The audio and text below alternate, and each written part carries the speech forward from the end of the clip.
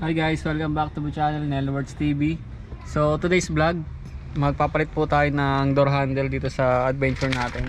So ito yung door handle natin, no? Ito yung sa labas, sa outer, dito.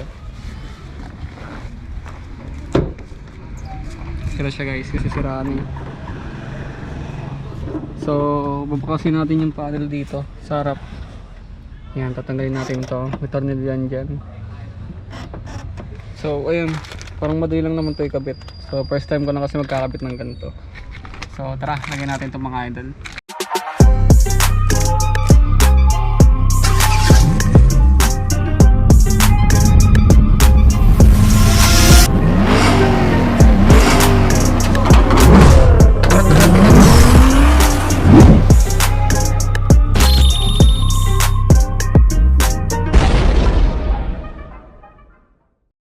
So when tanggalin muna natin yung mga panel mga idol, no.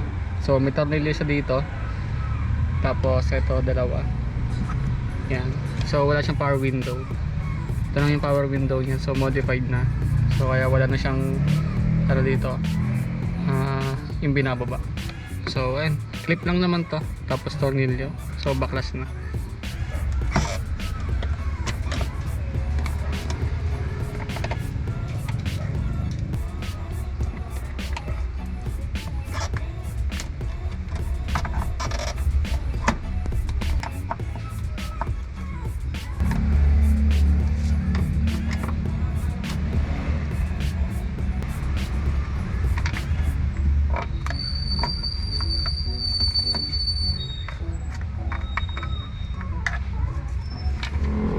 So when guys, tanggalin natin yung mga tornilyo.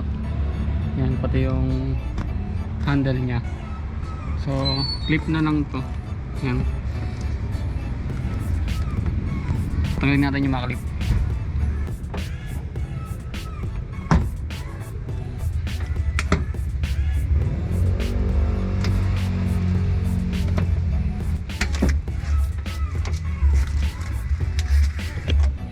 So yun guys, tatanggalin natin yung panel. So clip lang yan. Yung mga clip lang siya. Tapos ito na yung sa door handle natin. Ma-access na natin siya. Ayun o. So tatanggalin natin yung dalawang tornilyo. Ito. Tsaka itong isa.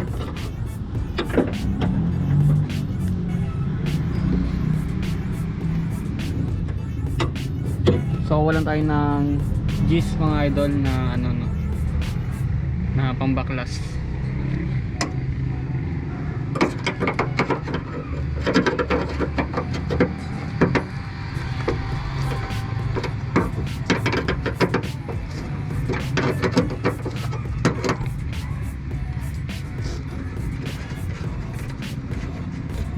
So ay natanggalan natin yung isang tornilyo nya. Lagyan lang natin dito. Kasi isa naman medyo malayo lang. Tsaka lang diskarte. Tatanggalin ko lang mga idol.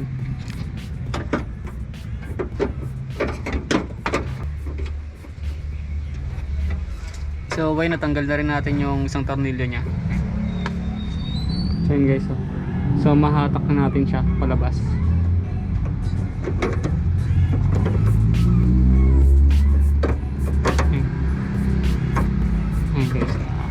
Okay. May natanggal. Hindi ko alam kung saan to. Yan yung itsura nya guys. So napakadali lang baklasin, dalawang tornilyo lang. So ang nakita ko rito, ba't nasira to? Ito guys, putol na. Yan. So yung kapag bumababa siya, kapag tinataas na, pag binubuksan natin yung pinto, so hindi na makapit yung parang hook doon dito. Kasi wala na, gumaganyan na lang, tumataas na lang yung hook. So ayun, ito yung nabali doon guys. So tara, pakita natin ng bago. Ito yung bago na bili ko sa Shopee, nasa 200 lang to, 200 plus. Buksan natin.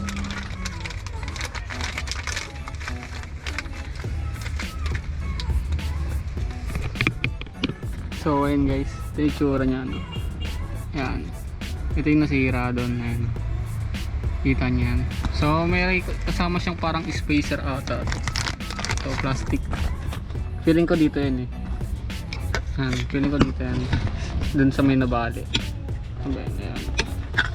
Dito, ayan. Feeling ko dito yan nakalagay. Ayan, para ano, di ba? Spacer niya. So, pag bumili kayo ng ganito guys, ingatan niyo yan. Yung ganito. Doon ata nakalagay yung parang hook niya. Dito. Ito yung hook.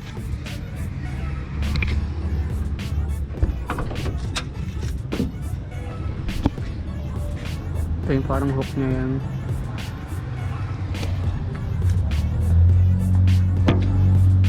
Ito ata nakalagay yung spacer niya.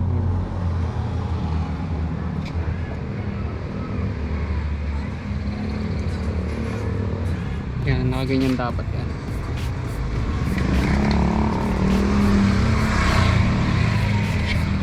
So, ayun guys, lagay muna natin. So, ayun mga idol, lagay muna natin yung spacer niya dun sa may hook.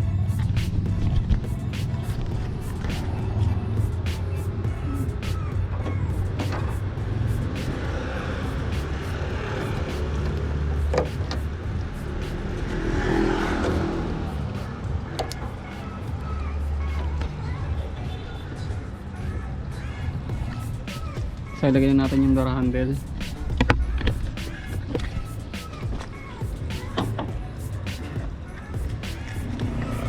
Kailangan nyo muna ibaba. Taas nyo lang ng konti para pumasok.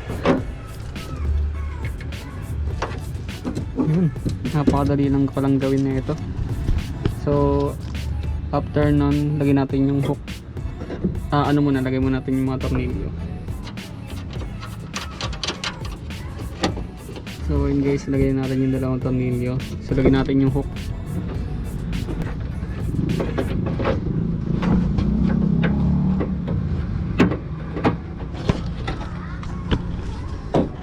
Guys, lagay natin yung hook.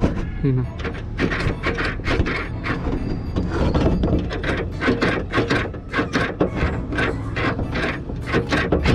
Testing natin siya ngayon. So lalagay ko muna yung panel, no? Kasi naiipit. May wire kasi ito ng speaker. Yan, kaya di ko mabaklas. So, testing natin siya.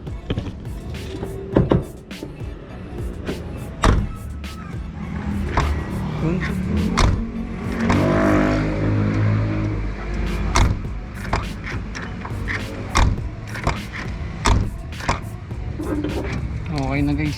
So, yun lang, ganun lang kadali. Ikaw magpalit ng ano, ng door handle sa labas.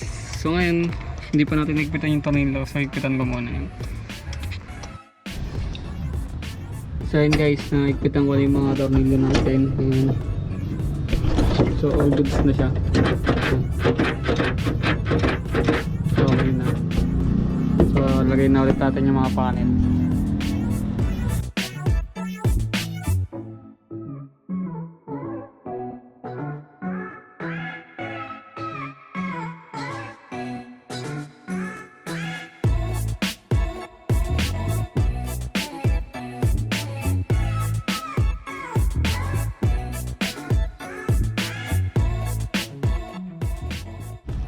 So when guys, lagay natin yung mga panel, no? Ayan. So naputol lang yung ibang clip. Ayan na, testing natin ito kung gumagana. Yun, gumagana. Pack natin. Okay, goods. Sa labas naman, testing natin.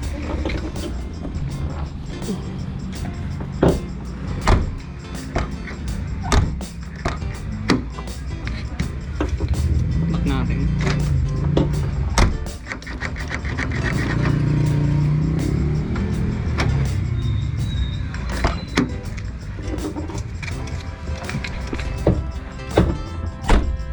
So ayun guys, ayun lang yung ating bagong vlog dito sa adventure natin. So yun, inayos lang natin yung mga naging sira na ito dahil nga diba napabayaan na ito ng ilang months. So ngayon lang tayo babawi ulit ito sa adventure na to. So ayun, siguro susunod natin gagawin dito yung mga belt. Tuturo ko rin sa inyo paano mag-higpit ng mga belt kasi na-check ko yung belt na ito guys sa makina. So maluluwag na. So higpitan natin yung mga. Madali lang naman yan mag-adjust ng kung paano higpit yung belt. yung sa alternator, sa compressor. So ayan. Tapos siguro next project ko dito, itong pinto. Kasi hindi siya nabababa. So power window na kasi ito, wala na yung handle dito. So nandito na siya. Blawag yung guys, yun, kabila. Okay yung kabila eh. Ito sira. So dulay natin doon sa tropa natin na gumagawa ng power window. So siya kasi na guys na ito eh. Doon sa Gentry. Taga Gentry yun, si Power Mac ata yun, pangalan. Yun. So ang next project natin dito is sa engine.